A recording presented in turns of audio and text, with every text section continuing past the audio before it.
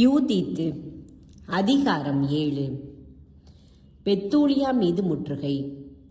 மறுநாள் ஒலோபெரின் தன் படை முழுவதற்கும் தன்னுடன் சேர்ந்து போரிட வந்திருந்த எல்லா வீரர்களுக்கும் கட்டளையிட்டு பெத்தூலியாவை எதிர்த்து படையெடுத்து சென்று மலை பாதைகளை கைப்பற்றவும் இஸ்ரவேலருக்கு எதிராக போர் தொடுக்கவும் கூறினான். அன்றே படை வீரர் யாவரும் அணிவகுத்து சென்றனர்.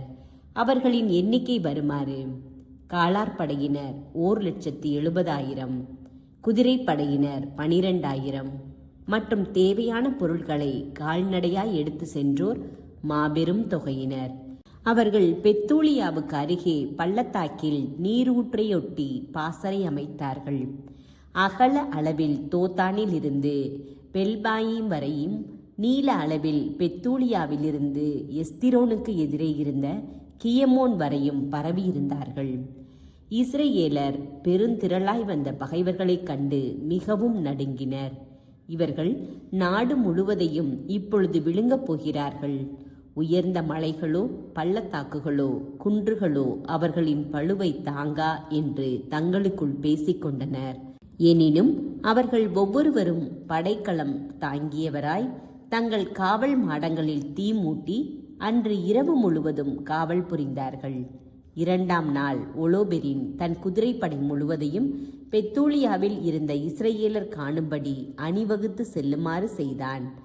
இஸ்ரவேலருடைய நகருக்கு செல்லும் வழிகளை மேற்பார்வையிட்டான். நீரூற்றுகளை தேடி பார்த்து கைப்பற்றி படை வீரர்களை அவற்றுக்கு காவலாக நிறுத்தினான். பிறகு தன் படையிடம் திரும்பினான். ஏதோமிய மக்களுடைய ஆளுநர்கள் அனைவரும், மோவாபிய மக்களின் தலைவர்கள் அனைவரும், கடலோர பகுதிகளின் படைத்தலைவர்களும் அவனிடம் வந்து பின்வருமாறு கூறினார்கள்: எங்கள் தலைவரே, உமது படைக்கு தோல்வி ஏற்படாமல் இருக்க நாங்கள் சொல்வதை கேளும். இந்த இஸ்ரவேல் மக்கள் தங்கள் ஈட்டிகளை அல்ல, தாங்கள் வாழும் உயர்ந்த மலைகளையே நம்பியிருக்கிறார்கள். ஏனென்றால் அவர்களுடைய மலையுச்சிகளுக்கு ஏறி செல்வது எளிதன்று.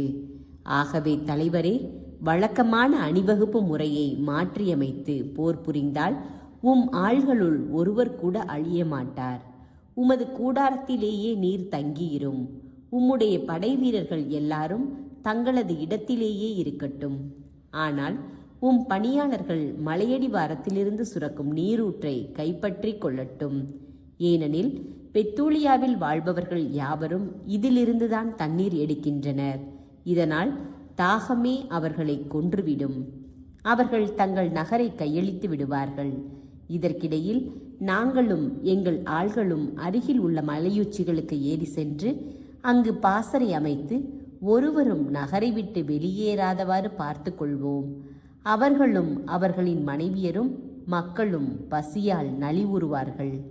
வாளுக்கு இரையாகும் முன்பே தாங்கள் வாழும் நகரின் தெருக்களில் அவர்கள் மடிந்து கிடப்பார்கள். அவர்கள் உம்மை அமைதியாய் ஏற்றுக்கொள்ளாமல் கிளர்ச்சி செய்ததற்கு தண்டனையாக அவர்களுக்கு இவ்வாறு தீங்கிழைப்பீர். அவர்களுடைய கூற்று ஒலோபெரினுக்கும் அவனுடைய பணியாளர்கள் யாவருக்கும் ஏற்றதாயிருந்தது. ஆகையால் அவர்கள் சொன்னபடியே செய்ய அவன் கட்டளையிட்டான். எனவே அம்மோனிய படைத்தலைவர்கள் அசீரிய படை வீரர்கள் 5000 பேருடன் சேர்ந்து முன்னேறி சென்று பள்ளத்தாக்கில் பாசறை அமைத்து இஸ்ரவேலருக்கு தண்ணீர் கிடைக்காதவாறு அவர்களின் நீரூற்றுகளை கைப்பற்றினார்கள்.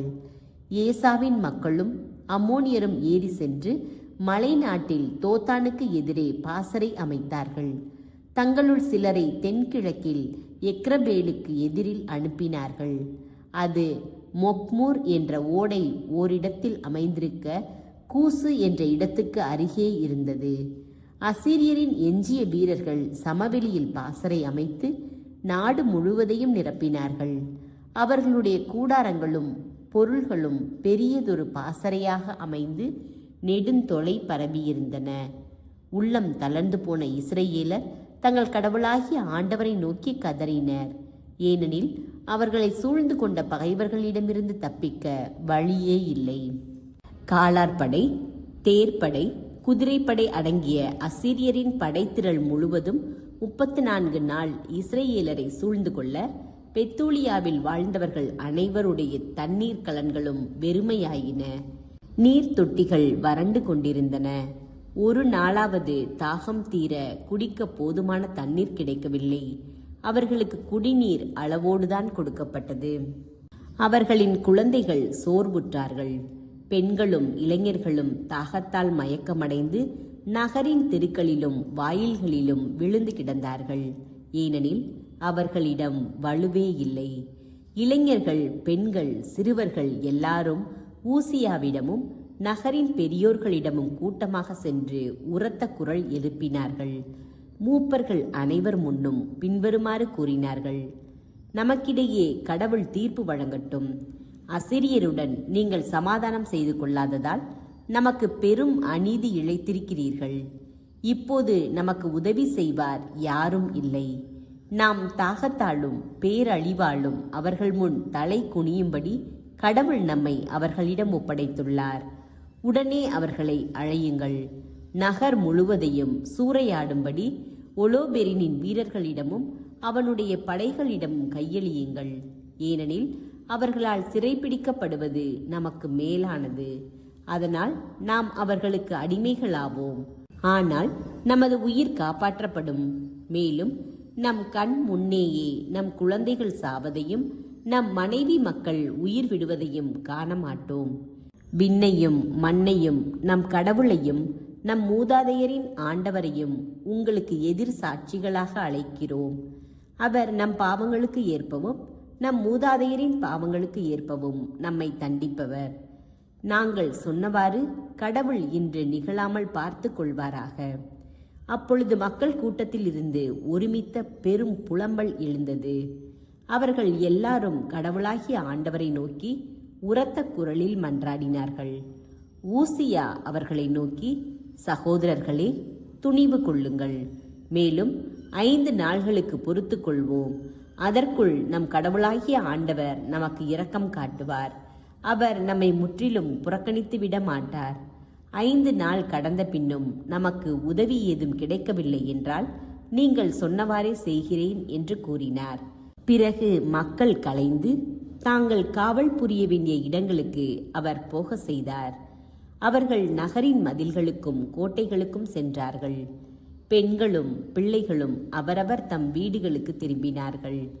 நகரெங்கும் மக்கள் பெரிதும் சோர்வுற்றிருந்தார்கள்.